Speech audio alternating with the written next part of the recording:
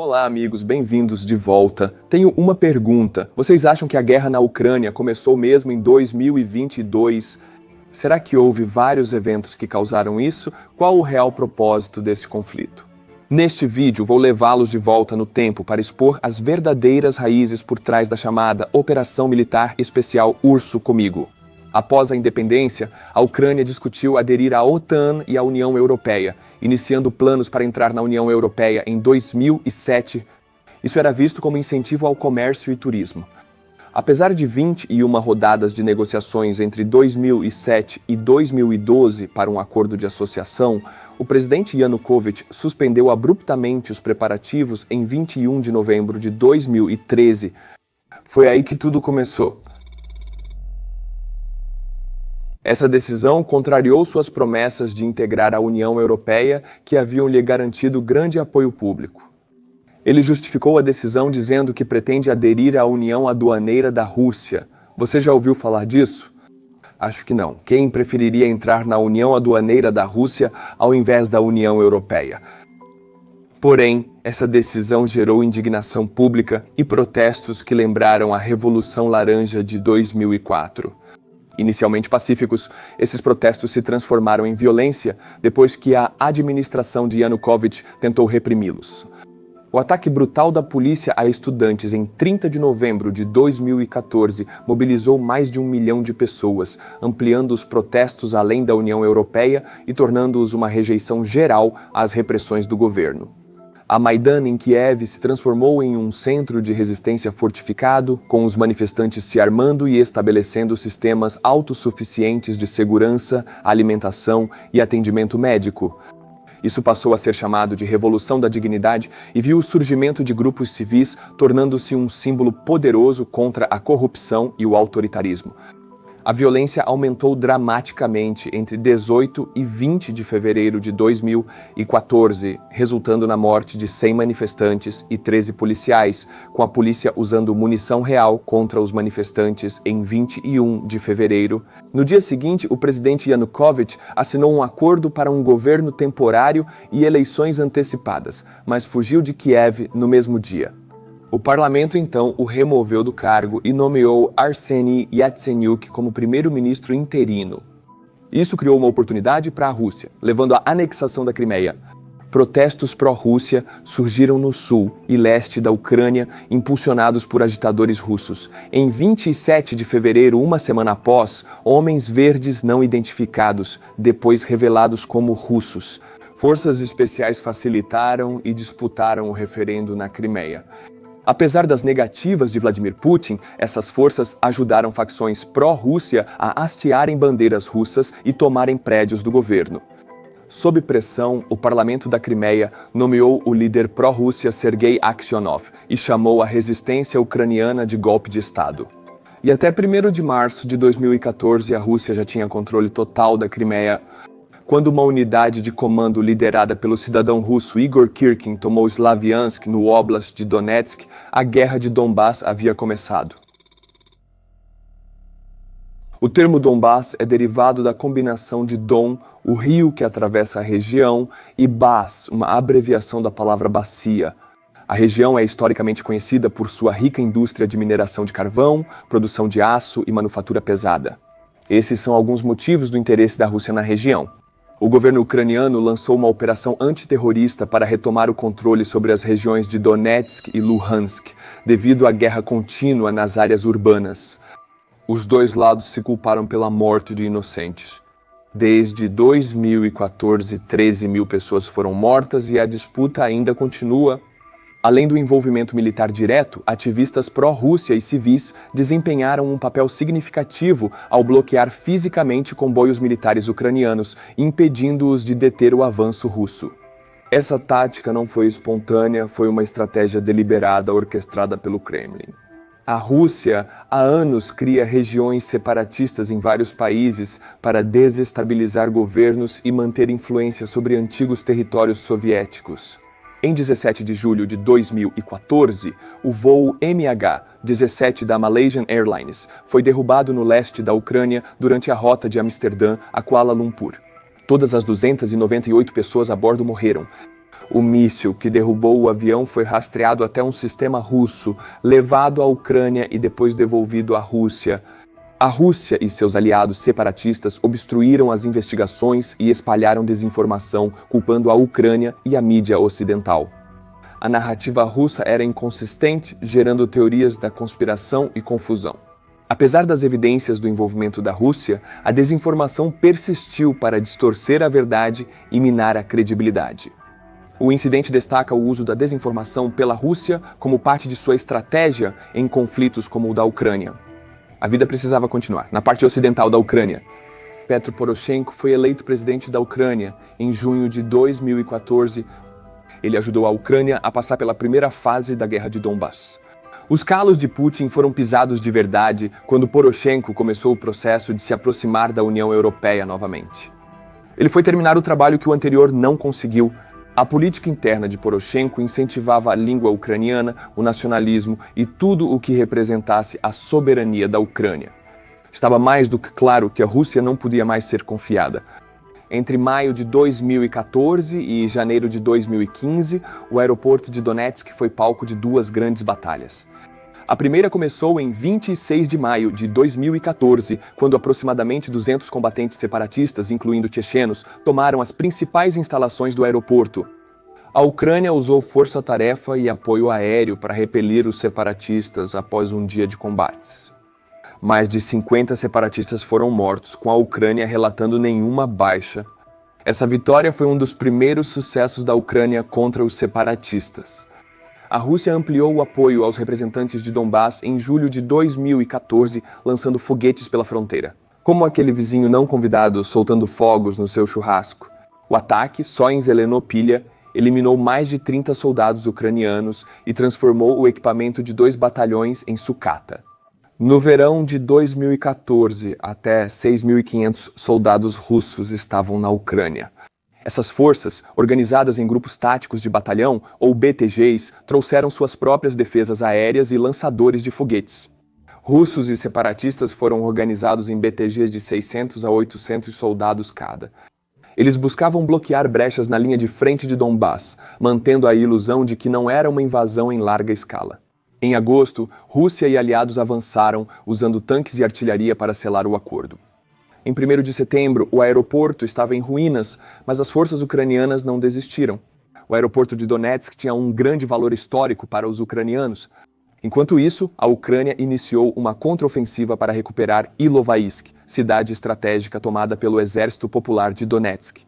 As forças ucranianas conseguiram uma posição em 18 de agosto, mas a Rússia interveio em 24 de agosto, enviando forças mecanizadas que, em 27 de agosto, cercaram Ilovaisk, prendendo as tropas ucranianas. O cerco de 2 dias causou pesadas baixas, 366 ucranianos mortos, 429 feridos e 300 capturados e torturados. Apesar das negociações para um corredor humanitário sugerido por Putin, as tropas ucranianas foram emboscadas durante a retirada entre 29 e 30 de agosto, levando a um massacre. Todo soldado ucraniano lutando agora por sua terra, suas casas e suas famílias conhece essa história. Todo mundo conhece essa história. Quero dizer, se Putin te oferece um corredor humanitário, você sabe o que esperar? Foi exatamente isso que aconteceu. Eles prometeram não atacar se os ucranianos recuassem e depusessem as armas, e então atacaram, mataram todo mundo. Apenas 97 soldados ucranianos conseguiram escapar até 1º de setembro. A devastação levou aos acordos de Minsk em 5 de setembro, um cessar-fogo de 12 pontos, mediado pela Ucrânia, Rússia e a Organização para a Segurança e Cooperação na Europa. Os principais termos incluíam um cessar-fogo imediato, retirada de armas pesadas, descentralização de Donbass, monitoramento pela Organização para a Segurança e Cooperação na Europa, trocas de prisioneiros e anistia. No entanto, violações ocorreram quase imediatamente e os combates continuaram.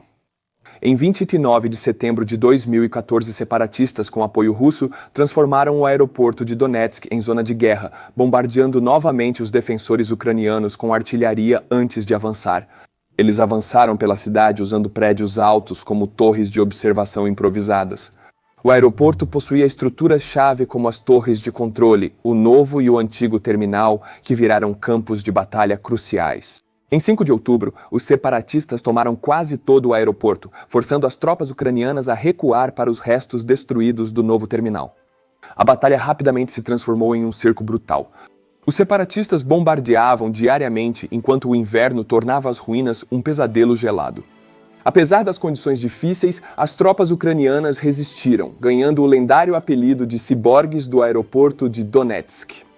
Com o cerco prolongado, a destruição e as baixas tornaram o campo de batalha parecido com uma Stalingrado moderna. Por isso passaram a chamá-lo de Pequeno Stalingrado. Em 28 de novembro, forças apoiadas pela Rússia atacaram ferozmente o antigo terminal por 3 dias. Em 5 de dezembro, as tropas ucranianas recuaram para o novo terminal. Essa era sua última posição defensável. Durante o mês de dezembro, a situação permaneceu praticamente inalterada. Separatistas bombardearam a posição ucraniana em Bisk, enquanto os defensores resistiam no novo terminal. Os separatistas atacaram em 10 de janeiro, causando a queda da torre de controle 2 dias depois. Apesar de um ultimato para se renderem, as forças ucranianas, ainda conhecidas como ciborgues, recusaram. Os combates aumentaram e o contra-ataque ucraniano em 17 de janeiro foi insuficiente. Em 19 de janeiro, a Rússia enviou reforços significativos, incluindo tanques, artilharia e forças especiais. Em 21 de janeiro, as tropas russas destruíram as posições ucranianas restantes no novo terminal, matando ou ferindo mais de 50 defensores. Após 242 dias de combate, o aeroporto foi reduzido a escombros e a batalha chegou ao fim. Essa derrota levou ao Acordo de Minsk II, mas as hostilidades seguiram e as linhas de frente viraram uma guerra de trincheiras. Em 12 de fevereiro de 2015, ambas as partes apertaram as mãos e o Minsk II foi assinado.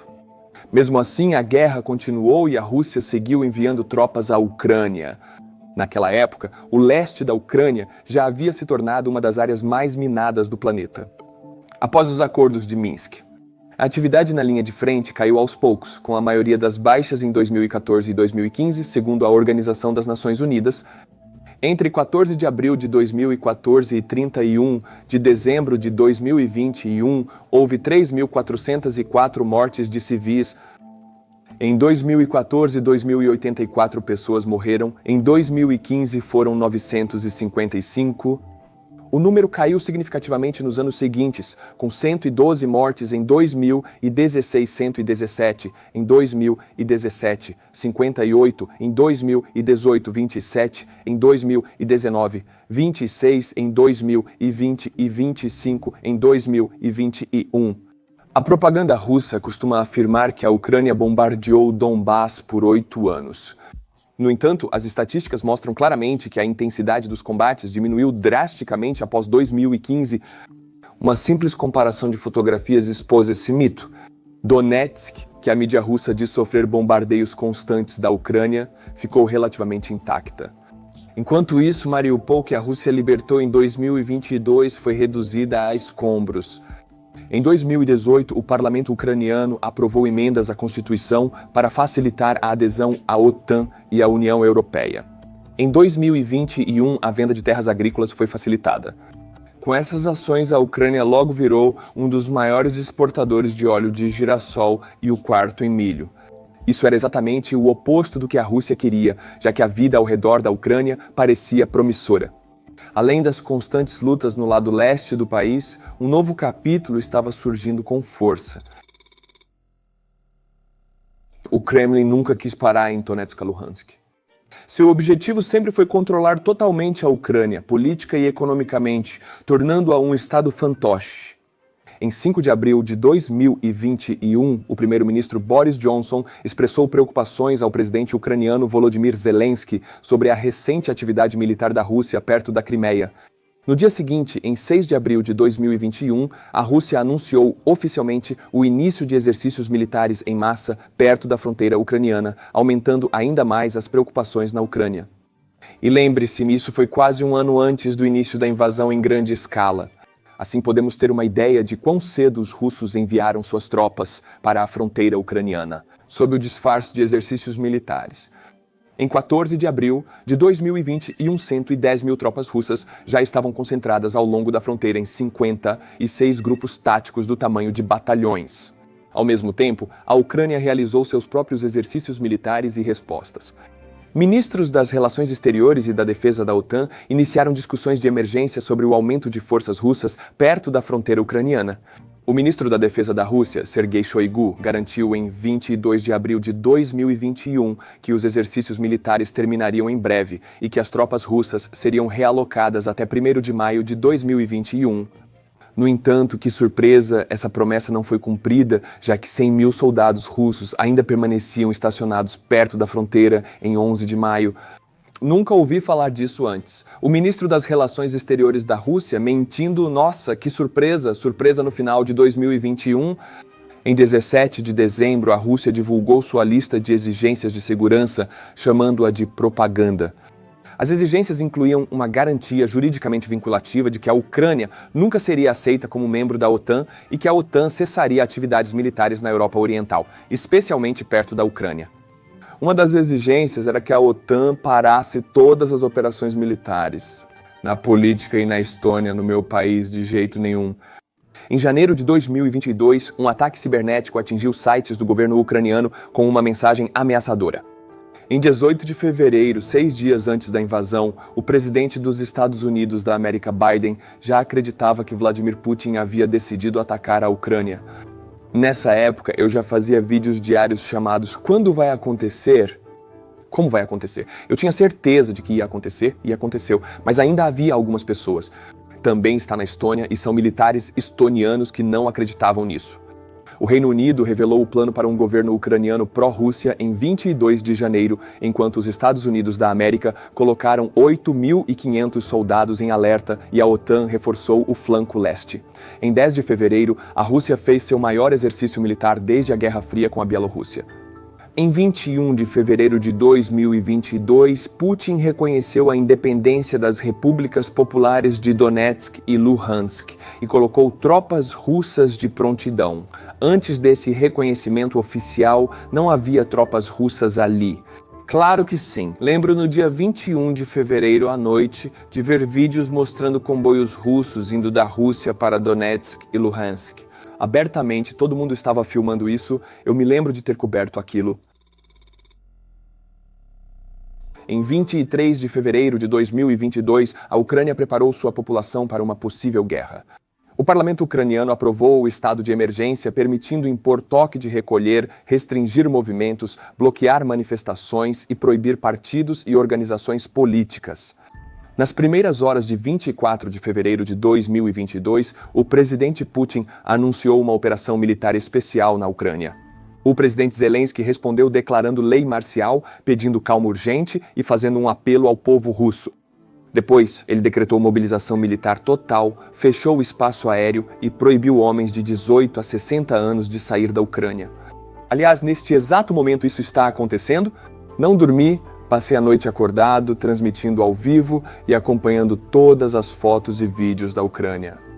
Todos filmavam, havia muitas imagens, todos estavam assustados e em pânico. Eu também compartilhei tudo lá. Lembro disso claramente. Ali tudo começou para mim. Em 25 de fevereiro, Zelensky confirmou vários ataques de mísseis russos. Vários é pouco para descrever isso. Falamos de centenas de ataques de mísseis russos. Uma onda de sanções internacionais atingiu a Rússia, que foi suspensa do Conselho da Europa. Combates intensos irromperam em Kiev, enquanto as forças russas avançavam. Mas Zelensky recusou de forma famosa, dizendo: "Eu preciso de munição, não de uma carona." Eu adoro isso e já adorava antes. Em 27 de fevereiro, Rússia e Ucrânia estavam dispostas a negociar a paz, o que hoje parece estranho. Com retrospectiva, não podem fazer a paz agora, pois sabemos o que é a Rússia. Eles não querem paz, eles não precisam de paz, e não podem permitir a paz porque não podem arcar com isso. 3 dias após a invasão, Rússia e Ucrânia iniciaram negociações. Todos sabemos como terminou. Em março de 2022, o ministro da Defesa russo alertou moradores de Kiev a deixarem suas casas devido a ataques planejados à capital ucraniana. O Kremlin dizia que os ucranianos só estariam seguros na Rússia e deveriam se unir a eles. Em 2 de março, a Organização das Nações Unidas aprovou por ampla maioria uma resolução que condenava a invasão russa na Ucrânia e exigia a retirada imediata das tropas. A sessão de emergência da Assembleia Geral da Organização das Nações Unidas teve 141 dos 193 Estados-membros votando a favor da resolução, 35 se abstendo e 5 votando contra. 5 países votaram contra: Rússia, Bielorrússia, Coreia do Norte, Eritreia e Síria. Muitos países deram ultimatos à Rússia e seus líderes. Obrigado por terem vindo até aqui, amigos. Eu espero que este vídeo tenha esclarecido o assunto e ajudado vocês a entenderem as coisas com mais clareza. Comente abaixo se aprendeu algo. Se você gosta do meu canal, torne-se membro, pague um café e inscreva-se. Faz parte dos vídeos exclusivos, grupo reservado para membros no YouTube. Se quiser assistir a esses vídeos com acesso antecipado, você também recebe vídeos extras com análises mais aprofundadas, além das atualizações sobre a Ucrânia. Clique no link na descrição e torne-se membro do canal no YouTube. É apenas $1 por mês e aproveite esse conteúdo extra. Até o meu próximo vídeo, meus amigos Slavo Krini, e tchau, tchau!